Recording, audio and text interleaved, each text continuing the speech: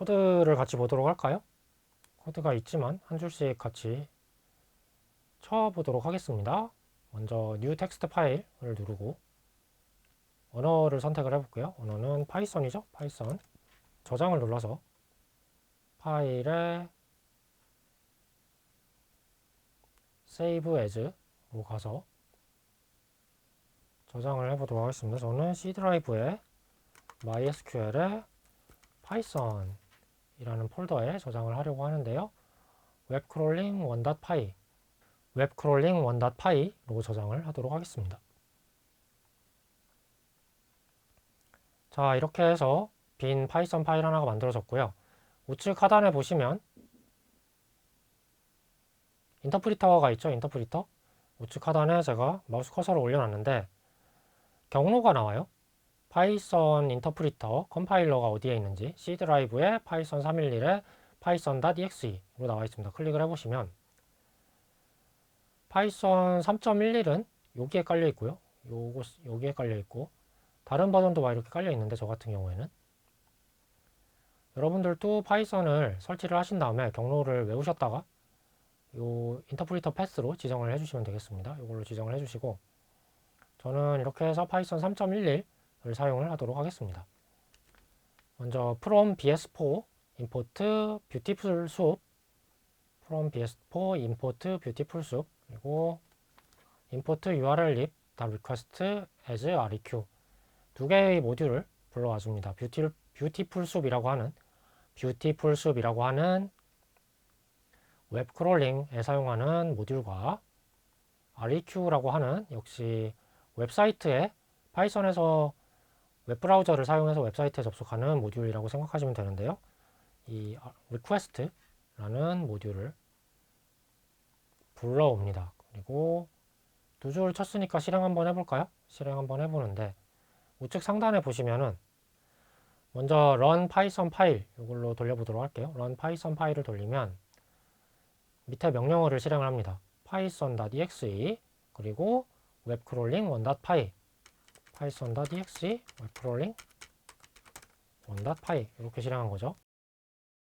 우리 개발자들은 이 코드가 복잡해질 우려가 많이 있기 때문에 디버그 파이썬 파일이라고 해서 디버거를 씁니다. 디버거는 이제 오류가 난 것을 코드를 고친다는 뜻이에요. 그래서 디버그 파이썬 파일을 통해서 실행을 하도록 하겠습니다. 그러면 좀 더 복잡한 명령어가 실행이 되면서 왼쪽에 이렇게 변수를 보여주는 창이 뜹니다. 변수의 내용을 보여주는 variables 창이 뜨고요. 그 다음에 한 줄씩 실행할 수 있도록 위에 이렇게 툴바도 떠요. 한 줄씩 실행을 하려면 어떻게 해야 되느냐? 한 줄씩 실행을 하고 싶으면 제가 만약에 두 번째 줄까지만 실행하고 세 번째 줄부터는 한 번 더 플레이를 눌러야 실행할 수 있도록 하고 싶다 그러면 세 번째 줄에 이렇게 점을 찍어요. 점을 찍고 우측 상단으로 올라가서 플레이 버튼을 누르는데 디버그 파이썬 파일을 누릅니다. 디버그 파이썬 파일을 누르면 1번과 2번까지만 실행이 되고 그 다음에 이제 순차적으로 실행을 할 수 있게 돼요. 순차적으로. 그래서 왼쪽에 이렇게 빨간색 점을 찍어주는 겁니다. 그리고 디버거를 실행을 했기 때문에 좌측에 이렇게 변수의 내용이 나타나게 돼요. 네. 변수 안에 어떤 값이 들었는지 그 내용을 좌측에서 출력을 해주게 됩니다. 일단 스탑을 눌러서 나가도록 하고요. 코드를 마저 작성해 보도록 할게요. 코드를 가져오려고 하는 네이버 마켓 인덱스의 주소를 여기다 적어줍니다. 주소 http finance.naver.com/marketindex 접속을 하면은 요 창이 뜨게 되죠. 네, 요 주소로 접속을 하게 돼요. 파이썬을 통해서 이 웹사이트를 접속을 해보도록 하겠습니다. 그래서 두 줄을 추가해 보도록 할게요. res req.url open 이 URL을 여기에다 입력을 해서 url open이란 명령을 이용을 해서 여기에 있는 내용을 HTML 코드를 res라는 변수에다가 받아옵니다. 실행을 한번 해볼게요. 실행을 해보면 좌측에 보시면 url이라는 변수가 생성이 됐어요. 이 변수 안에는 우리가 입력했듯이 finance.naver.com/marketindex 라는 주소가 URL이라는 변수에 입력이 됐습니다. 그래서 여기까지 일단 실행이 됐고요. 여기까지 일단 실행이 됐고 계속 입력을 하면서 앞으로 나가보도록 하겠습니다. soup equal beautiful soup 괄호 열고 res html.parser 그리고 from encoding equal euc 다시 kr 해서 빨간 점을 밑에 또 하나 찍어주고요. 다시 디버깅을 해보도록 할게요. 이 URL을 토대로 req 모듈을 사용을 해서 res라는 변수를 리턴 받았습니다. 열어보면 아래에 어떤 내용이 있을까요? http 오브젝트라는 http response라는 오브젝트를 가져왔습니다. 가져왔고 다음으로 넘어가서 계속 작성을 해보도록 할게요. 우리가 아까 HTML 파일에서 봤었던 h3의 HLST라는 요소 기억나시나요? 여기 보시면 다시 클릭을 해서 미국 US 달러를 클릭을 하면은 H3 클래스의 HLST 요거를 딱 잡아서 HTML 파일에서 파싱을 합니다. 파싱을 하는데요.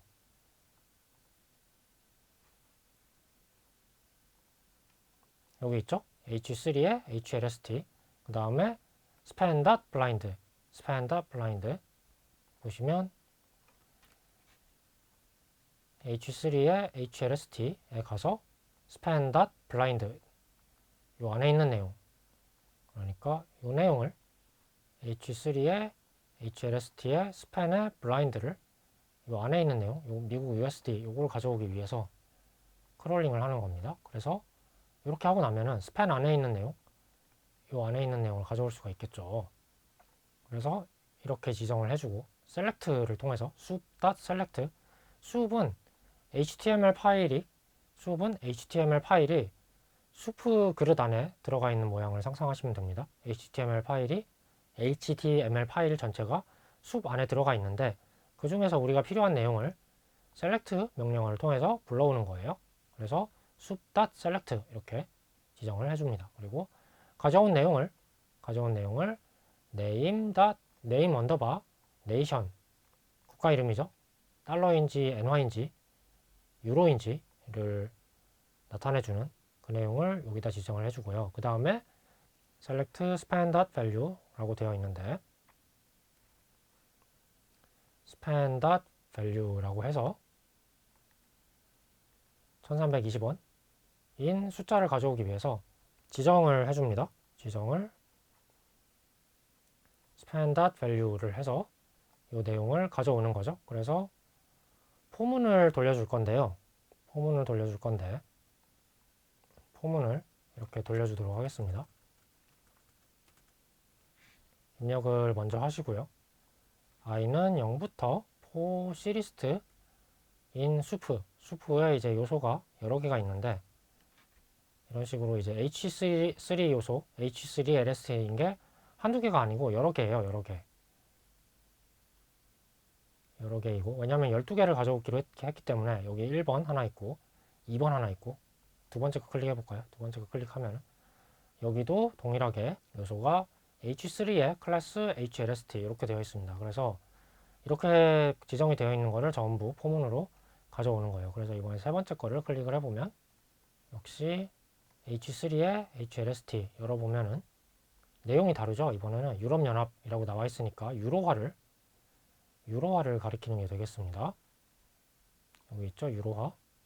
그래서 이 내용을 크롤링을 하고 그 다음에 밑에 보면은 값이 있어요. 값도 당연히 가져와야 되겠죠. 그래서 유로화 숫자에다가 클릭을 해주면 자, 이 좌측 상단에 있는 인스펙터를 눌러서 유로화에다 클릭을 해주면 이 관련 부분으로 정확하게 이동을 합니다. 그래서 여기는 코드가 어떻게 되어 있냐면 span, class, value 이렇게 되어 있고 뒤에 숫자가 나와 있죠. 그래서 이 부분을 가져와 보려면 아까 작성한 것처럼 이제 이렇게 하는데 이게 한두 개가 아니라 12개예요. 지금 12개라서 여기 미국부터 시작해서 하나, 둘, 셋, 그 다음에 넷, 다섯, 여섯, 일곱, 여덟, 아홉 해서 네, 이렇게 세로로 4개, 가로로 3개 해서 12개를 크롤링을 해오게 되겠습니다. 코드로 돌아가면 그래서 포문을 돌리는데요. 동일한 것들을 포문을 통해서 크롤링을 해줍니다. 그래서 출력을 해줘요. 가져온 내용을 이제 출력을 합니다. 출력을 하는데 텍스트만 출력을 하게 돼요. 텍스트만. 이 텍스트라는 것은 무엇이냐면 name nation이라고 하면은 가져오려고 하는 정보의 종류, 미국 달러인지 엔화인지 유로인지를 가져오게 되고요. 그 안에 있는 텍스트. 그냥 우리가 스팬만 가져왔는데 이렇게 보면은 이 코드를 다 가져오게 되거든요. H3 클래스 HLST의 스팬에 이 내용을 다 가져오게 되는데 우리가 가져오고 싶은 내용은 요거기 때문에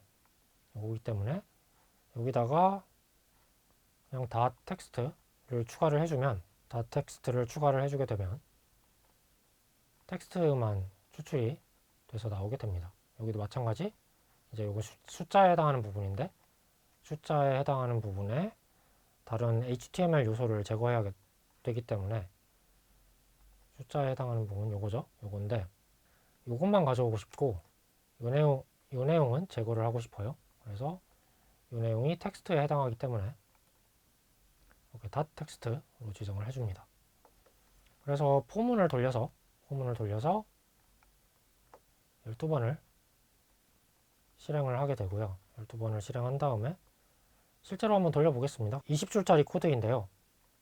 간편하면서도 상당히 많은 동작을 하는 그런 코드라고 할 수가 있습니다. 맨 뒤에다가 디버그를 하나 찍고 실행을 해보도록 하겠습니다. 자, 이쪽에 이제 value가 나오고 실행 결과는 밑에 터미널에 나오게 되는데요. 환율 정보가 텍스트로 출력이 되게 됩니다. 환율 정보가 미국 US 달러 1300 얼마 이렇게 일본 얼마 유럽연합 얼마 이런 식으로 우리가 가져오려고 했던 인터넷의 웹사이트에 있는 정보를 크롤링을 해서 파이썬에서 실시간으로 가져왔습니다. 이 정보는 계속 업데이트가 되기 때문에 돌릴 때마다 값이 다르게 나오기도 합니다. 그래서 이와 같은 것을 웹 크롤링이라고 하고요. 포문을 사용을 해서 수프라는 HTML 파일에 있는 요소 중에 select문을 사용을 해서 name nation, name price, 국가명과 가격을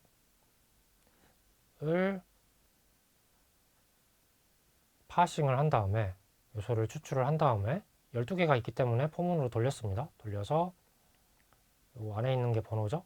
i가 0부터 시작해서 아마 11번까지 갈 텐데 11번까지 쭉 돌려가면서 그 안에 있는 텍스트만 추출을 해서 출력을 해줬습니다. 만약에 이 내용이 궁금하시면 이 옆에 여기서 변수를 다 보실 수가 있어요. 변수가 어떻게 나오는가를 다 보실 수가 있습니다. 수업이 있죠? 수업을 열어볼까요? 수업 열어보면 내용들이 다 나와 있고요. 이 HTML 코드들이 전부 다 이렇게 저장이 되어 있는 거죠. 수업이라는 변수에. 자, 이렇게 해서 한 번 더 실행을 해보도록 할까요? 이번에는 run python 파일을 해서 실행을 해보도록 하겠습니다. 그러면 쭉 결과가 나오고 여러분들도 되셨을까요? 네. 실행은 python.exe 그 다음에 뒤에다가 python 파일 명을 써주면 되겠습니다.